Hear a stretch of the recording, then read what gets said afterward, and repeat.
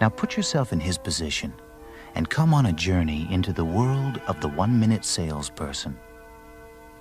Once, there was a very successful salesperson. He felt more than successful. He felt prosperous.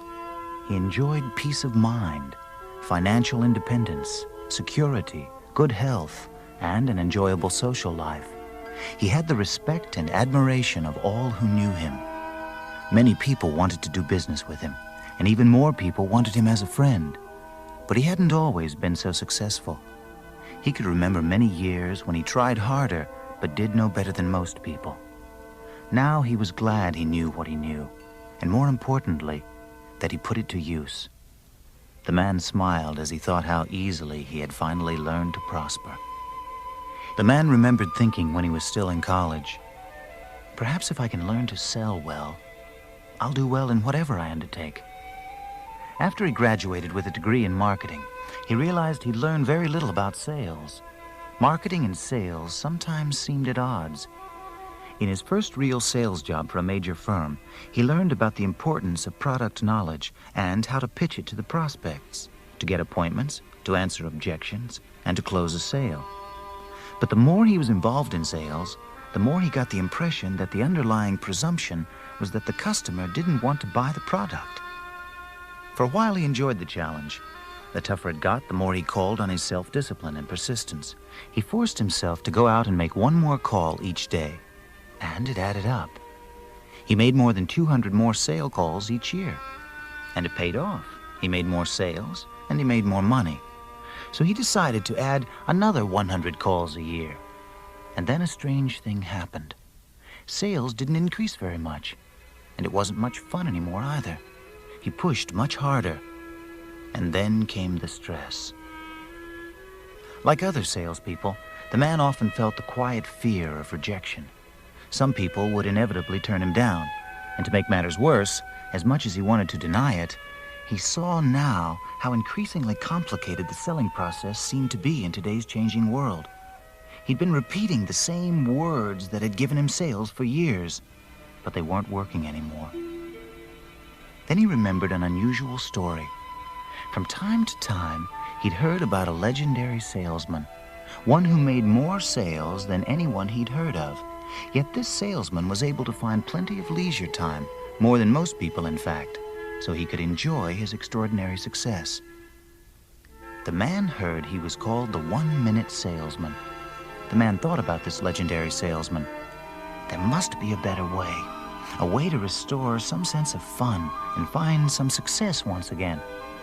The man decided to be bold, to find out for himself, to track down this one-minute salesman.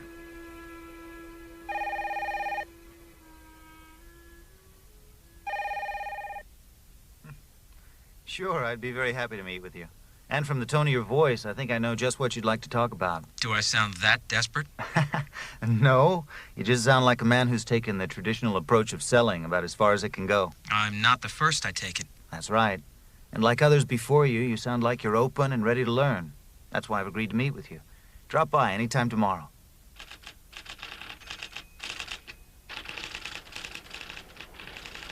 Come in. Take a chair. You know something?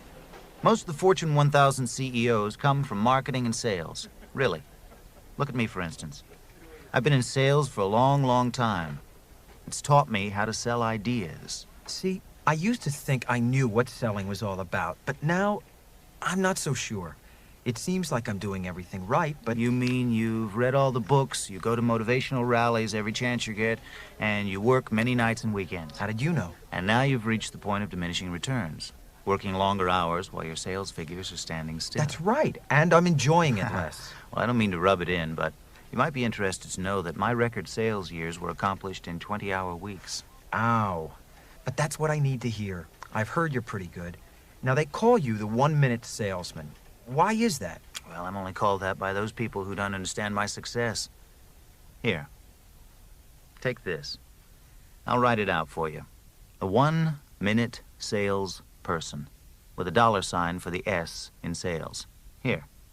Take it. Why salesperson instead of salesman? Well, I once had a great manager.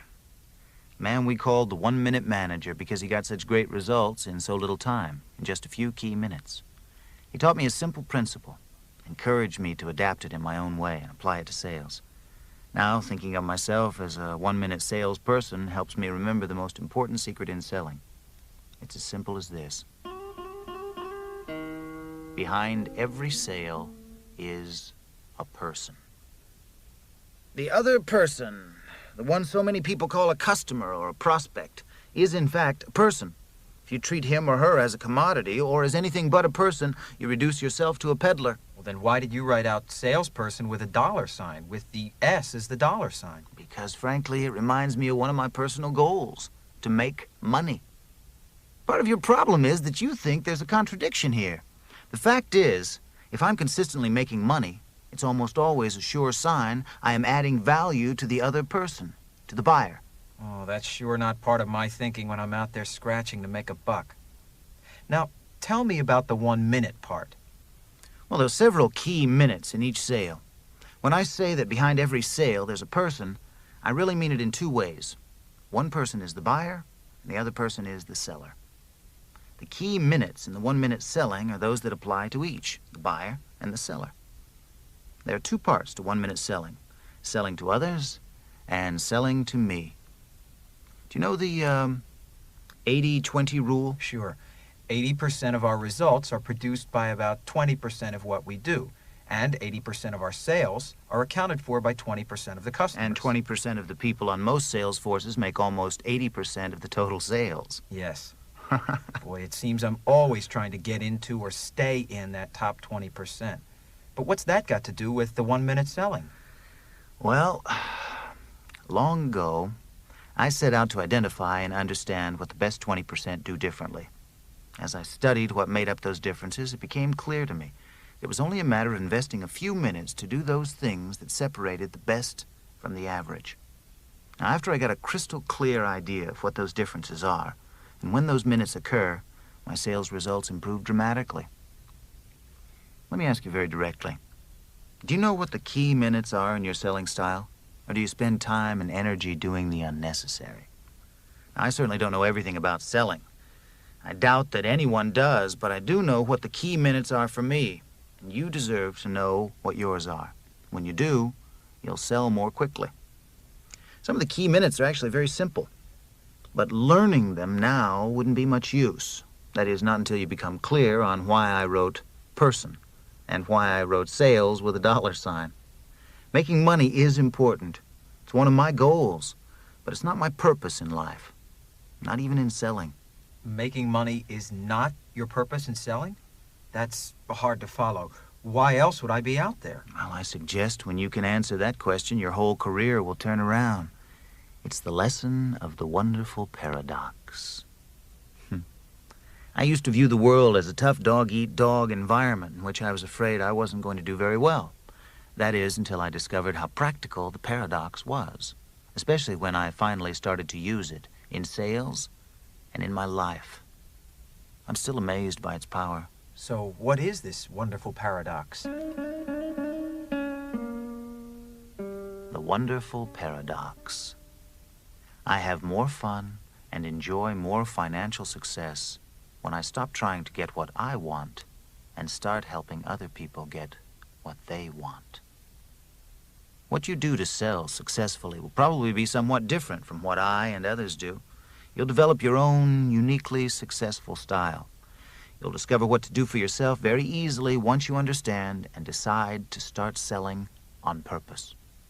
Well, what does that mean, selling on purpose?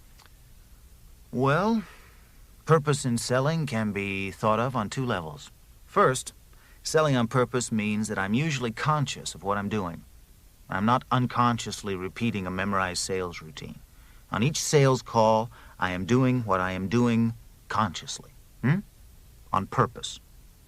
The second, deeper level of selling on purpose is, well, that's where the real power is. You appreciate the difference between a goal, for example, making money, and a purpose? Well, I'm not sure.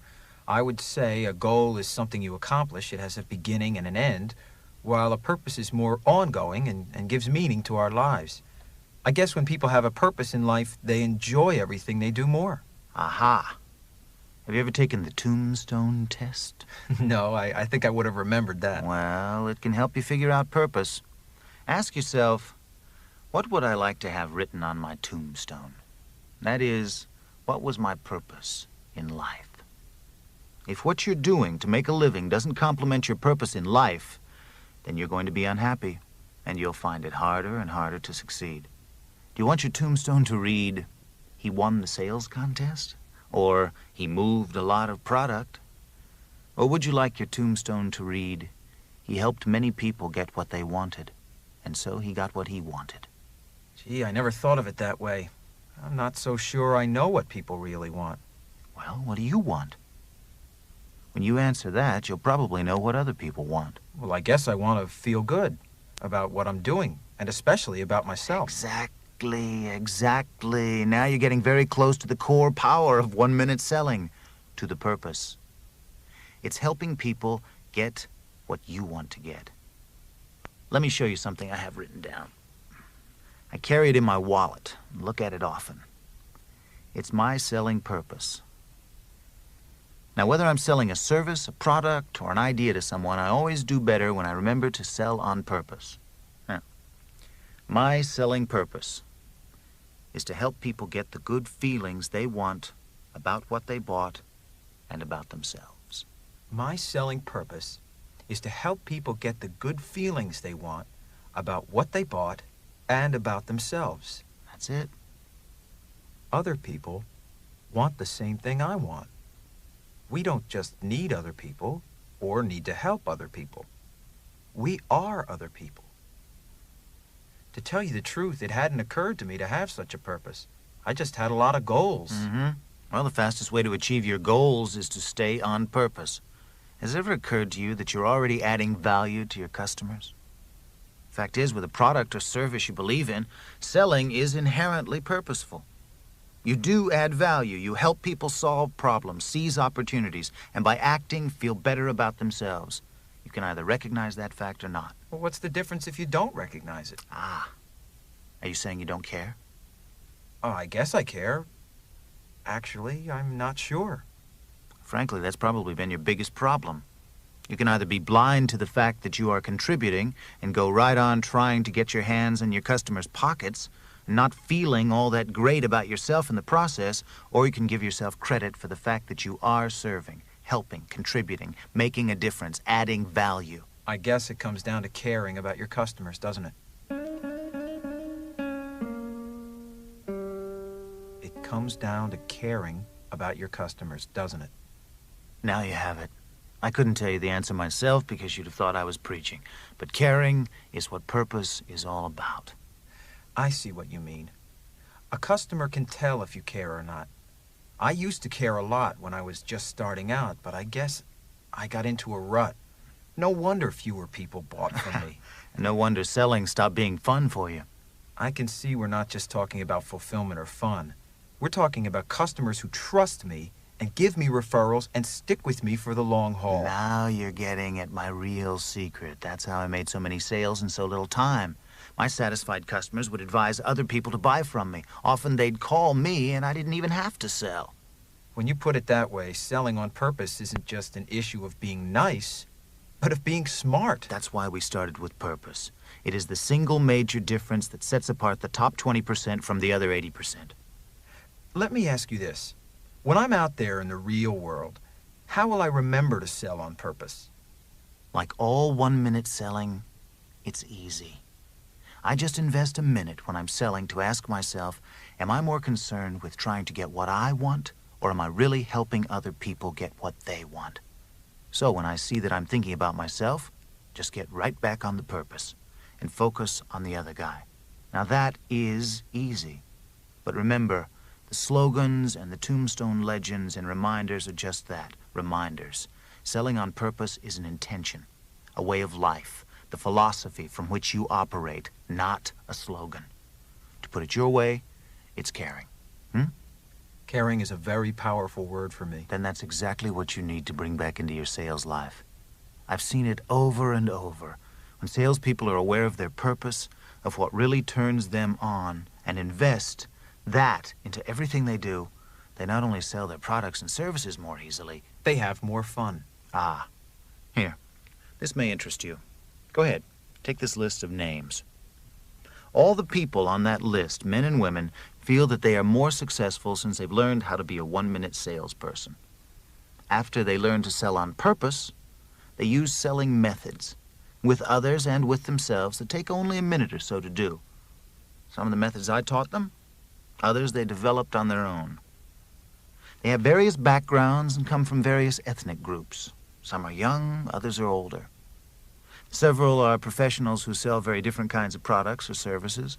Others are people who are not involved in sales in the usual sense, but they successfully sell their ideas to other people and have more success in their work. Go ahead. Pick any half dozen and talk with them. You'll soon discover these principles work in varying degrees for almost everybody. They're based on universal principles about the way people think, feel, and act.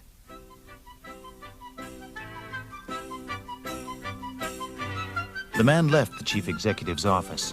He felt energized, light. The list of contacts now carefully lodged in his wallet. The first name on the list was Dr. Elizabeth Simmons. Elizabeth Simmons worked at a university where she was vice president of the Alumni Association. I understand you're interested in learning what many of us have learned from the one-minute salesperson. To tell you the truth, I only learned about it a few years ago myself. Until then, I never thought of myself as being able to sell anything. Can you tell me what you actually do when you sell? What do you usually do before a sale? Oh, I try to find out something about the company and the person I'm calling on. I know, that's very important and useful. But what's on your mind during that minute just before you get face-to-face with the other person? Well, I go over objections that might come up and things that could go wrong. So when you think of it, you paint a mental picture in your mind of what will happen before it happens. What you've just told me is that you think about what could go wrong.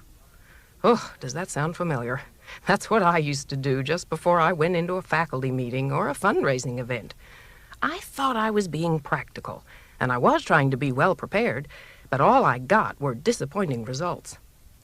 Now, before I start to help anybody buy anything, I take a minute, and that is about all it takes, to see the entire encounter running smoothly from beginning to end. I call this process the one-minute rehearsal. You see it all in only 1 minute? All the important parts. Take a look at television commercials that appeal to you. The best ones manage to identify with your problem and then make both you and the advertiser look great for getting together, all in a minute or less. A good 1-minute rehearsal looks a lot like that, especially the fun commercials. The more upbeat and positive your 1-minute rehearsal, the more likely your success. In fact, whenever I am successful, I know I've chosen consciously or unconsciously to use the positive thoughts that created my success. The first part is a walk in the other person's shoes, seeing things from his side. The second part is the advantages, how the features of my product combine to solve his problem. And the third part, as corny as it may sound, is the happy ending, seeing the other person using and benefiting from what he buys and feeling good about it. Would you explain each one of these? I don't mean to be rude, but no, I won't. At least not to your immediate satisfaction. No one can ever learn fully through someone else's explanation, but sometimes a hint or two can help us pull the answers from within or figure things out for ourselves. So that's what the 1-minute salesperson was up to with me. Instead of telling me about purpose, he drew it all out of me. But he couldn't have done it if you didn't already know. Let's try you again with the 1-minute rehearsal. How, for example, do you think you could take a walk in the other person's shoes? Well, I suppose I could just remember how I feel when I'm the buyer. Ironically, I tend to distrust people who are selling me. And I want good value for the money I spend. I want to be able to count on the person I'm buying from for service if I need it. You see, you just did what the best salespeople know. Before I can walk in another person's shoes, I must first take off my own. You just took off your seller's shoes and put on your buyer's shoes. Once you've done that, it makes every sale easier. It's like parents who successfully sell their ideas to their children because they also take a minute to see things from their children's point of view. The second part of the rehearsal is almost as easy, especially if you've done your homework on the service, product, or idea you're selling. If you've been smart enough to study and keep up on the latest features of what you have to offer, you can quickly review the advantages, how they can be applied to the other person's advantage. And the third part of the 1-minute rehearsal, the happy ending. How would you see the third part? Well, that would vary, depending on who was buying what from me. Exactly. I see it differently in my own mind if I'm helping a student buy an idea or an alumnus make a financial contribution. You know, I think I'm beginning to get how the 1-minute rehearsal works. While you were talking, I was mentally seeing an important client I'll be calling on soon. I saw her needs from her viewpoint. I saw the practical advantages to her of what I'm presenting, and I saw her buying and benefiting from using it and feeling good about it. I was beginning to feel the energy, the power of helping the other person get the feelings she wants. Is that a common reaction? Yes, it is. We use a lot of words to describe that feeling. Words like confidence, courage, a winning attitude. That's the feeling that fuels high performance and ensures better results. But remember, the worrisome images we create and play in our minds are just as powerful.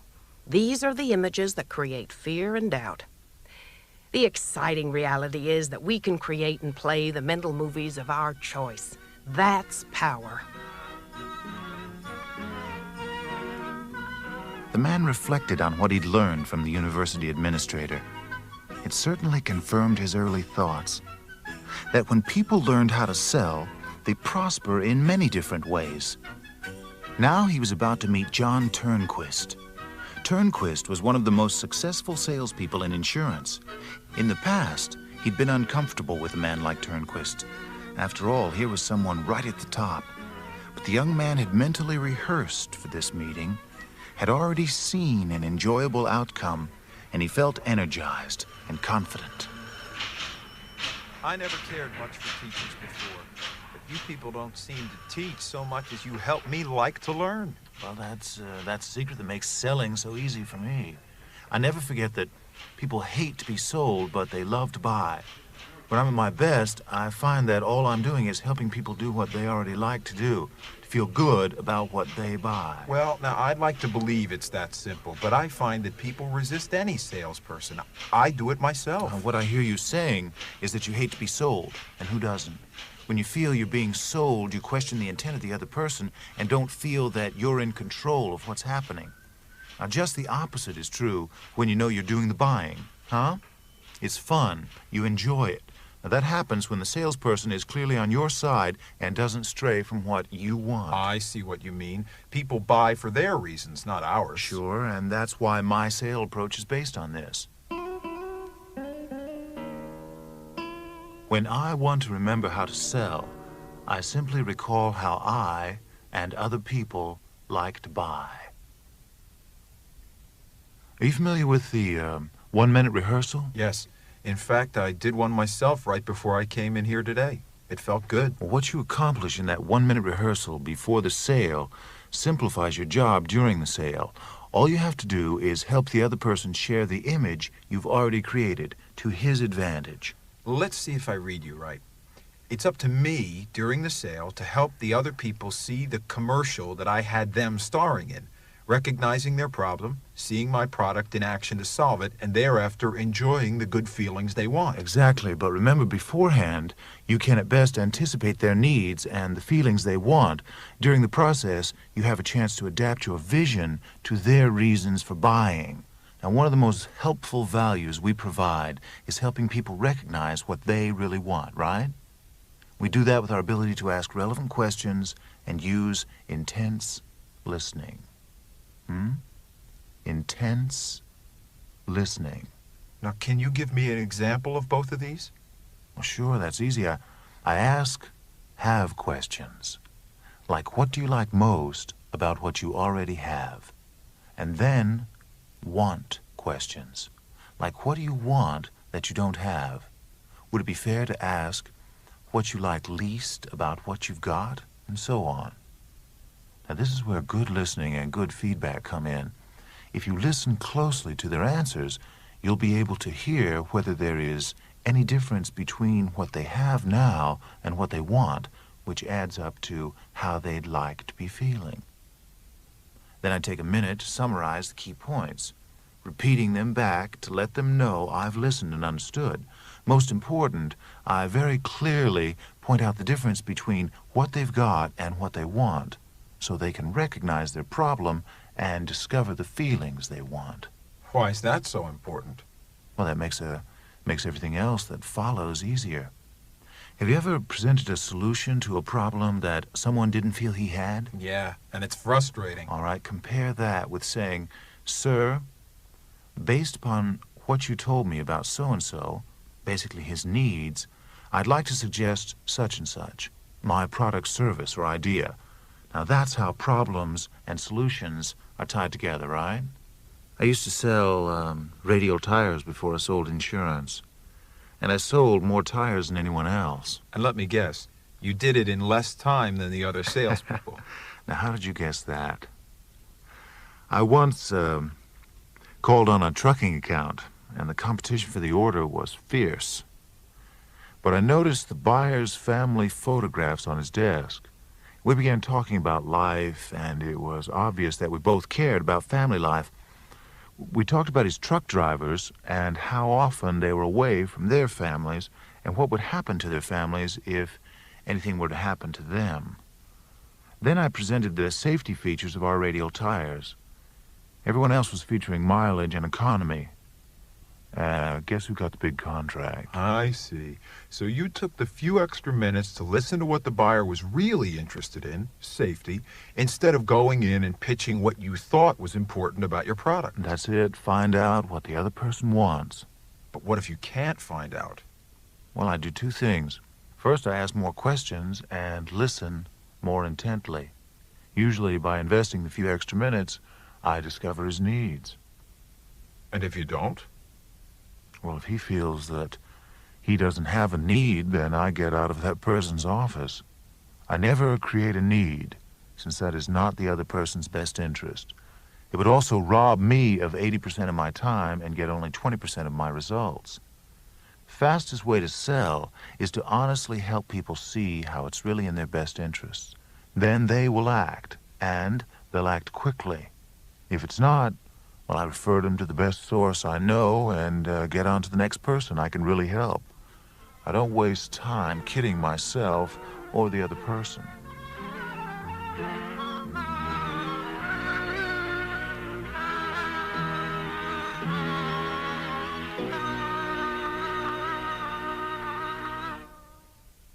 Please turn over the cassette.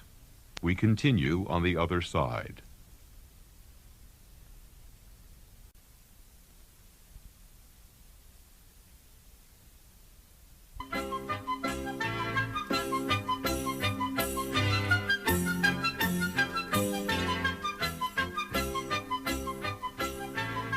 Next on the list was Diane Rossini. The one-minute salesperson had told the young man that Rossini was the most successful salesperson he'd ever known. She could get a massive amount of work done with so little effort. She was a professional. Her secret was her ability to get other people to refer many other buyers to her. This meant she spent very little time cold calling. It meant she spent most of her time taking orders from people who wanted to buy specifically from her. And sitting across from Diane Rossini confirmed one thing. She certainly seemed relaxed. She seemed to have all the time You know in the what's world. important for me? The key minutes in a sale come after people buy from me. These minutes pay the highest rewards. The majority of salespeople seldom contact the people they've helped after the sale has been made. Come to think of it, I don't contact most of the people I sell afterward either. Unless, of course, there's a problem. Did you ever wonder why?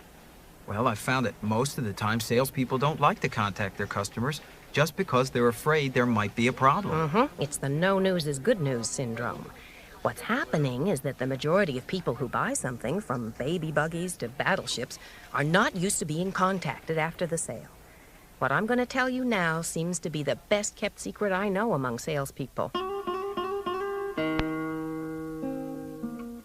After I sell on purpose, people feel good about what they bought and about themselves, and so they give me invaluable referrals. You see, it's the referrals that does it. So, people don't just do it for you, but because it makes them feel good to help their friends. People do things for their reasons, not ours.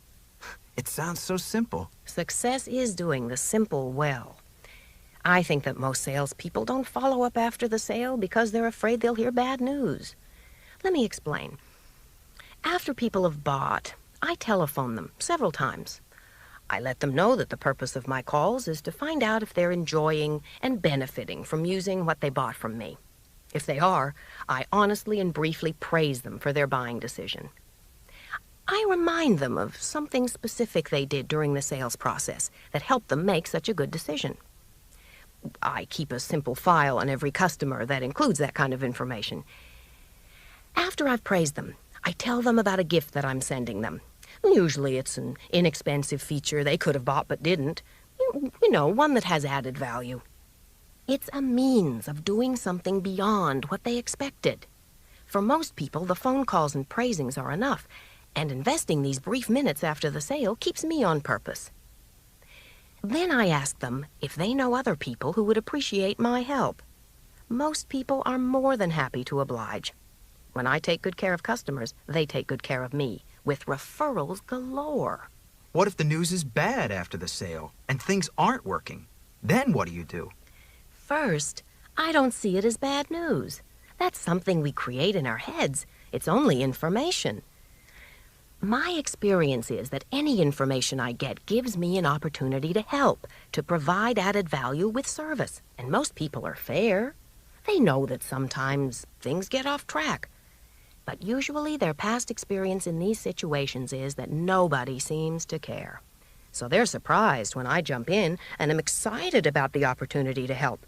These bad experiences usually provide me my best referrals later, and they often lead to repeat business. That's why it's so easy for me to get excited and stay excited, even when things are going wrong. You know, when I came in here, I saw how relaxed you were. And now I hear your excitement when you talk about helping your customers. What a nice combination. Relaxed excitement. And why not? You have all those people out there thanking you by giving you referrals. It's as if they're working for you, for free. That's what I call making more sales with less stress.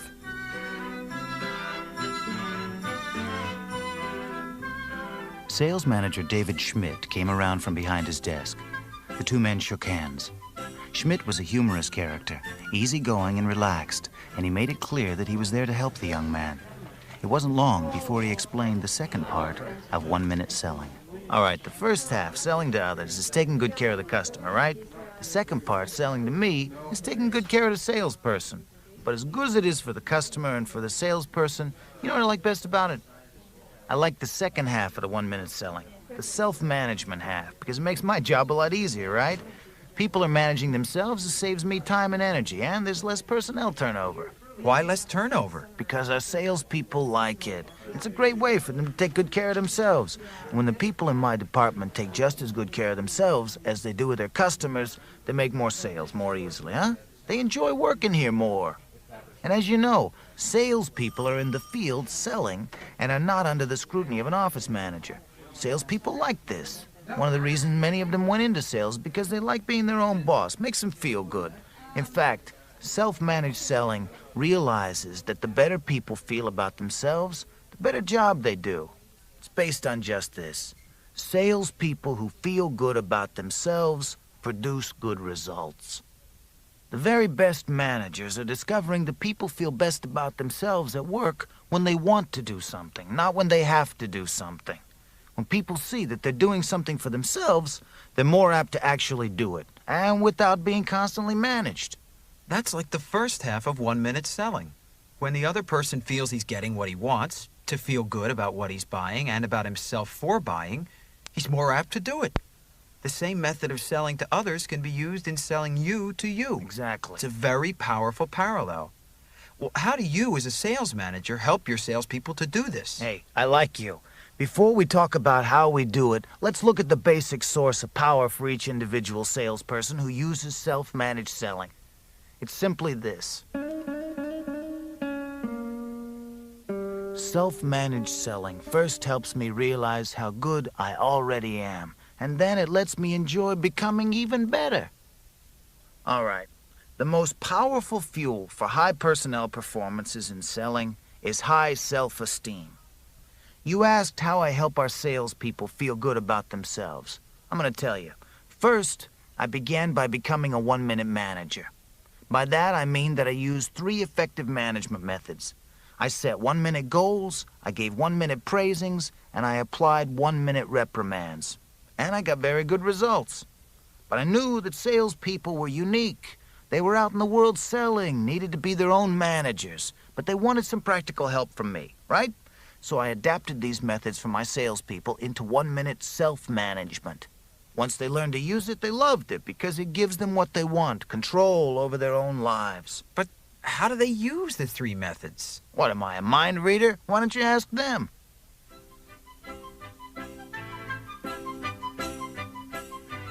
Accounting for sales is now more important in every business. Even doctors and lawyers are now marketing and advertising their services. Carolyn Stafford, CPA, on her way to becoming a senior partner in a prestigious accounting firm. She knew how to use the 3 secrets of self-managed selling. I never thought I'd like to sell or that I'd be able to sell. But I've made more money, and I even enjoy my job more.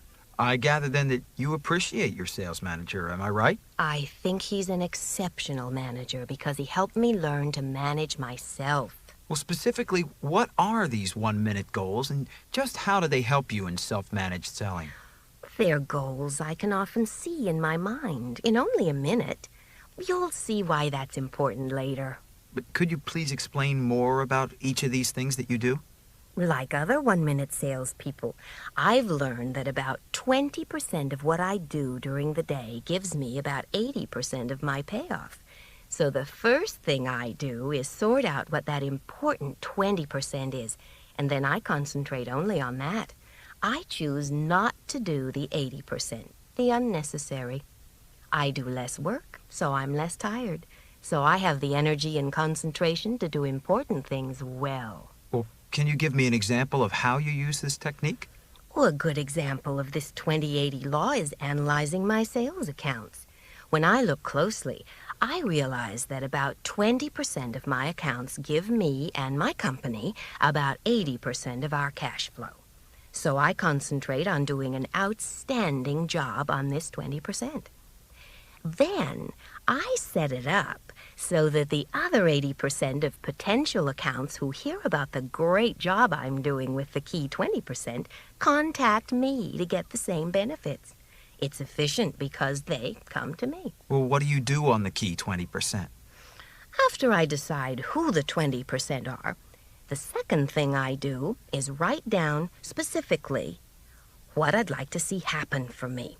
I write out these key goals in 2 parts: what I'm doing and how I feel. I write it in the first person, present tense, as though it's already real. I am doing, I am feeling. Is that all there is to it? Not quite. To let me more easily feel that my goal has already come true, I dress it up with words that help me feel the advantages for myself. And that's the critical thing, my feeling that it's already true. We become what we think about. We become what we think about. You know, that's like a basketball coach I heard of once.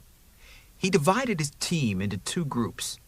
He wanted to see which group could most improve its free throw shooting.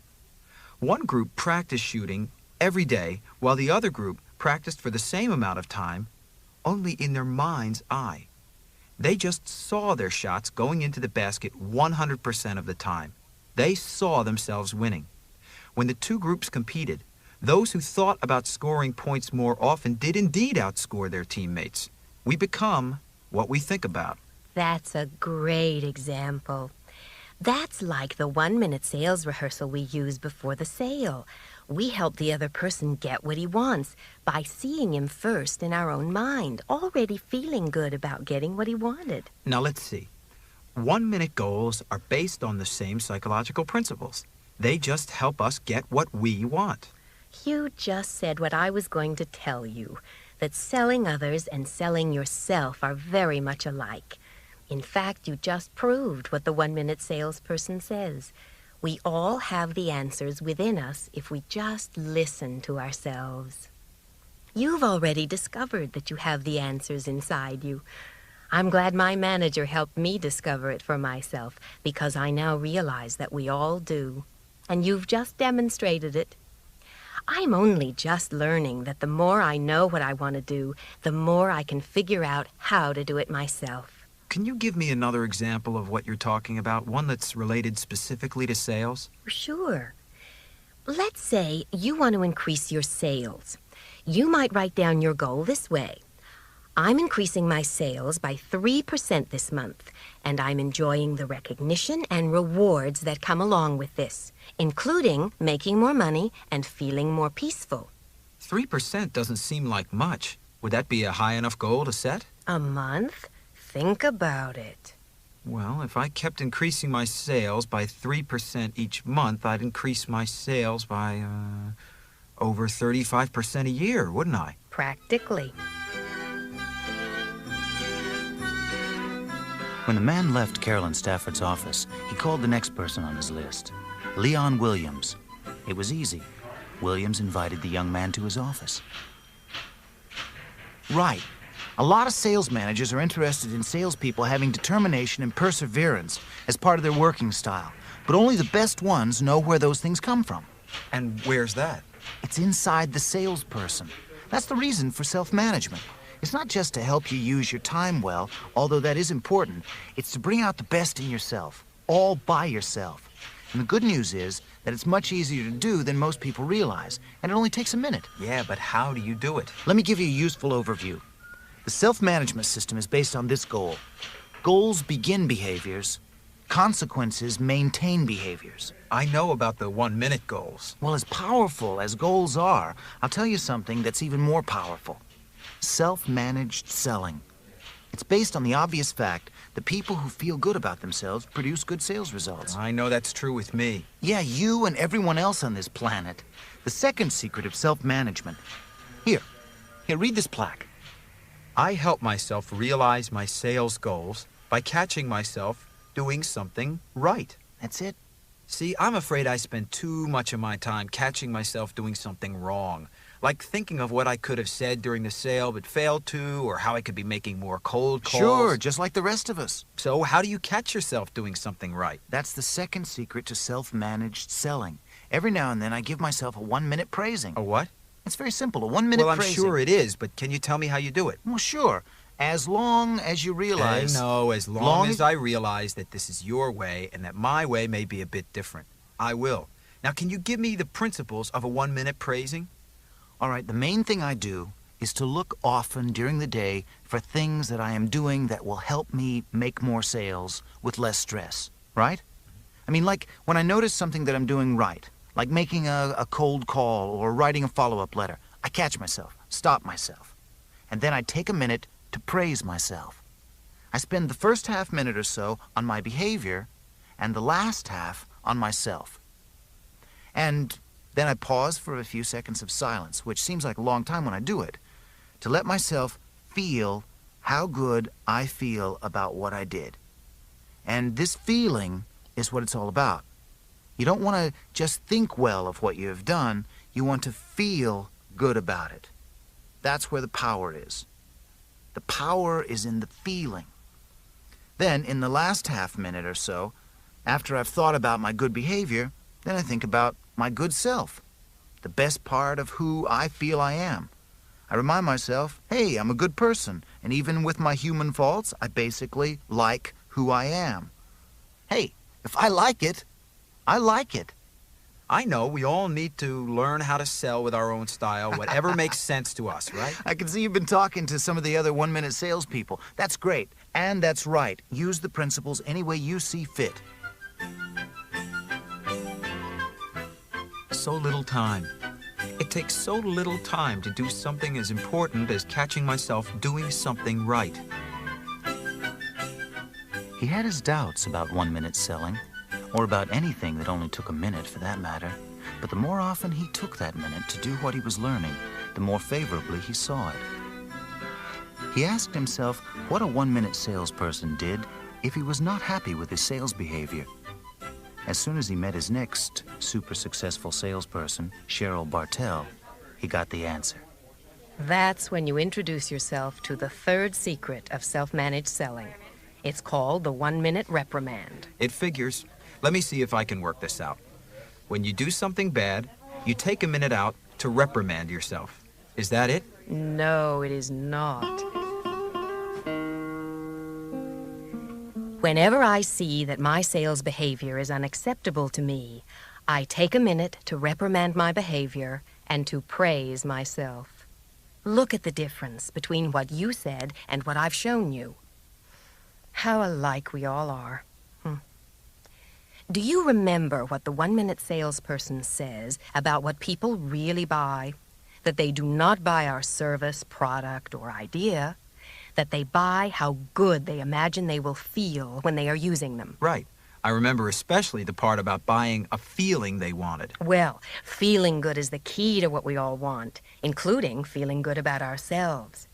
So when you give yourself a 1-minute reprimand, remember 2 things if you really want to improve your own behavior. You want to feel bad about your behavior and good about yourself. When you spoke earlier about reprimanding yourself for your bad behavior, you fell into 2 traps. You never reprimand yourself. You reprimand only your behavior. And one other important difference. Your behavior's not bad. That's too judgmental, too tough on yourself. Do you want someone else to manage you, or do you want to manage yourself? I'd rather manage myself. That's one of the reasons I got into sales. Hey, I like the freedom. Me too. And with our freedom comes our responsibility to ourselves and to those who depend on us, including our company and our customers. If you want to manage yourself, then first realize that your behavior is not bad. It's simply unacceptable to you, because you feel it's getting in the way of what you want to make more sales with less stress. What do you think is the first thing you should do when you do something unacceptable? I guess the first thing is to become aware of my own unacceptable behavior, to see it. Excellent. You know, as I learn more about self-managed selling, I can see that selling ourselves on ourselves is a lot like selling services, products, and ideas to others. It certainly is.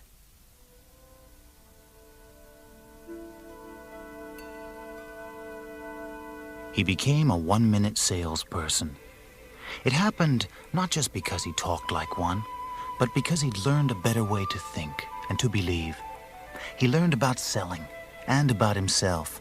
And most importantly, he followed through on what he'd learned. He put his knowledge to good use. Sure, he varied what he did and how he did it from time to time, adapting new ideas for new situations.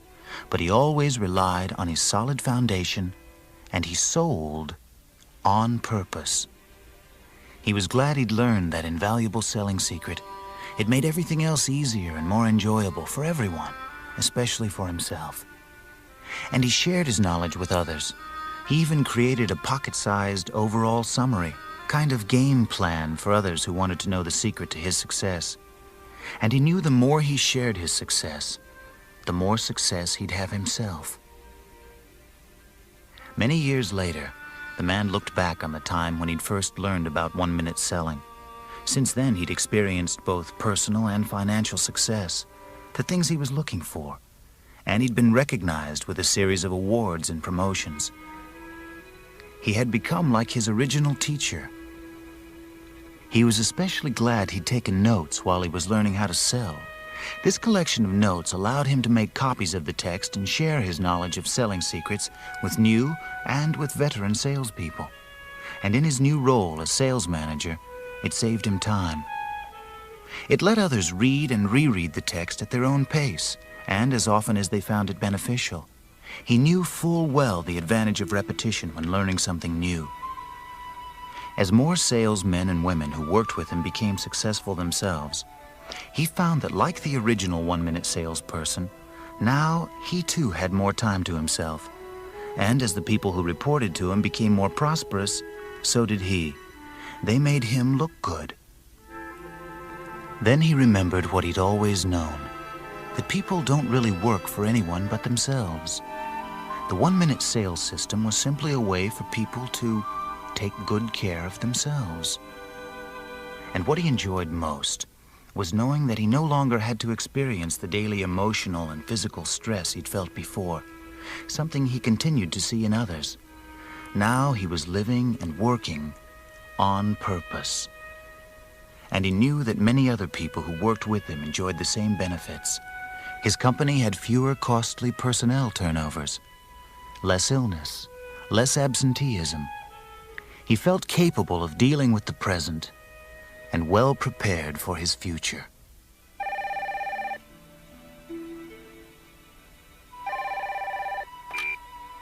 Hello? Hello. You don't know me, but a friend of mine suggested I call because if you've got a moment, I'd like to talk to you about sales. I know I have a lot to learn, but I would like to learn from the best. Could I come and talk to you? Well, sure, you can come over and talk to me, well, just about any time you like. I'd be glad to share my selling secrets with you. Now, before I do want to make one request. What's that? Simply that you take what I teach you and that you share it with others.